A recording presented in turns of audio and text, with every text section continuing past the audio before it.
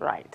Well, I guess Jill is ready to talk to us now about the job numbers. Good morning, Jill. So tell me, what's the numbers saying? All right, well, for the month of October, we created 261,000 jobs. It's the largest number since July 2016. That was versus consensus of 325,000. The unemployment rate came in at 4.1% versus consensus of 4.2%. The key piece of data, wage growth, however, came in flat versus expectations of 0.2%. Now, S&P futures, they really have not reacted to it. We got a slight pop of about 2 points on the S&P, and we're just about flat right now. And of course, we also want to take a look at Apple earnings as well. We saw a big move in the futures on the overnight due to that. They completely blew away numbers. So I think right now we're not seeing much reaction because I think the market's really focused on earnings right now. Now, the market initially sold off yesterday as details of Trump's tax plan were released, although it did recover. Can you tell us more about the plan? Well, there's still a long way to go on this, but the bill will be called the Tax Cuts and Jobs Act, and it's supposed to permanently lower the corporate tax rate to 20% and cut the home interest deduction to loans up to $500,000 for home purchases and mortgages going forward, not on existing mortgages, but new ones going forward. Now, this sent housing stocks lower as incentives for ownership were slashed. The bill will have 4 tax brackets down from 7 and would also increase the standard deduction for individuals and households, repeal the alternative minimum tax, and increase the child tax credit to $1,600. The House GOP bill will also repeal the estate tax in 2024. The plan dramatically scales back the deduction for state and local taxes, limiting it in the future only to property taxes and capping the deduction at $10,000. Americans will no longer be able to deduct state and local income or sales taxes, which currently make up about 2/3 of the deduction. So it's a big blow to states like New York and New Jersey, where I live, and because we have the highest tax rate. So basically, the upper middle class is funding that massive corporate tax cut, but it does not appear to be as negative for middle to lower income families. Now, the hard work begins on both sides, selling the bill and keeping special interests at bay. Once groups see what has been cut and what has been saved, the winners and the losers will be defined, and the fight to preserve valuable tax breaks will certainly begin. Right, so beyond the tax bill, what are your thoughts for November? Well, along with the holiday anticipation November can bring, and also is historically a bullish time for equities, the S&P 500 index logged another gain in October, marking 7 consecutive monthly gains. But the incredible strength does have some potential warnings, as the S&P has now gone nearly a full year since the last 3% correction. That's the longest such streak in history. During the month, multiple central banks will be meeting.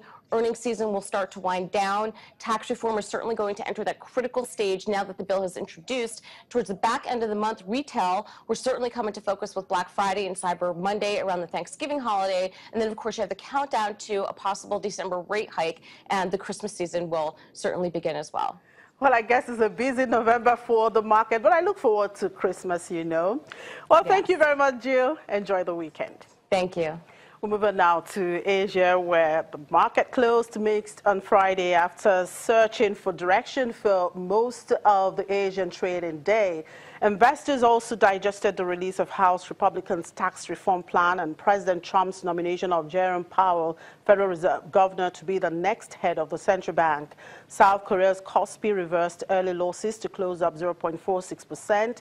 Apple suppliers in Asia were in focus after the iPhone maker posted an earnings beat on Thursday.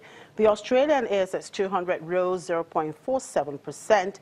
Greater China markets were mixed. Hong Kong's Hang Seng Index was up 0.28%, while mainland markets recorded losses.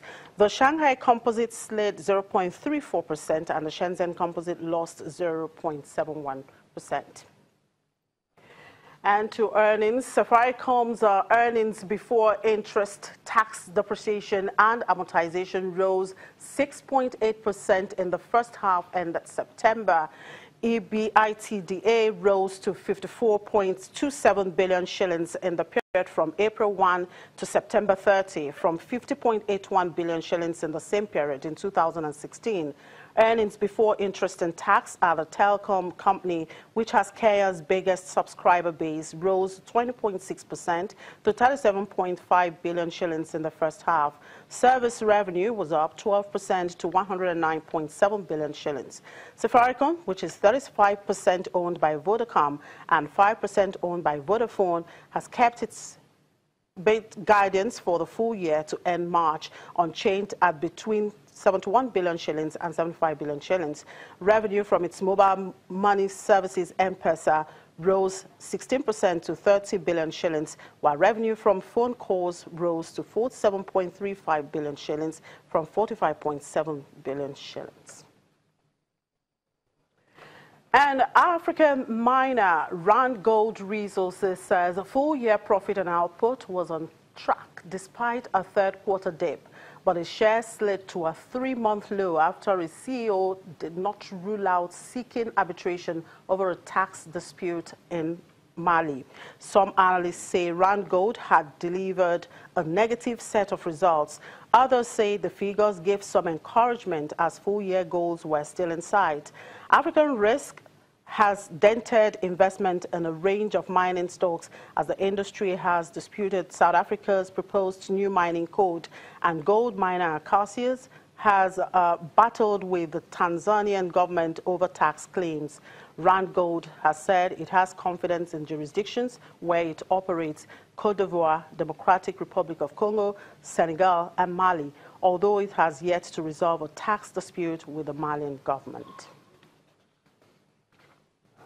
And South Africa has not yet identified a potential equity partner for troubled national airline SAA, and the State Pension Fund Manager PIC will not invest either. This is according to the National Treasury.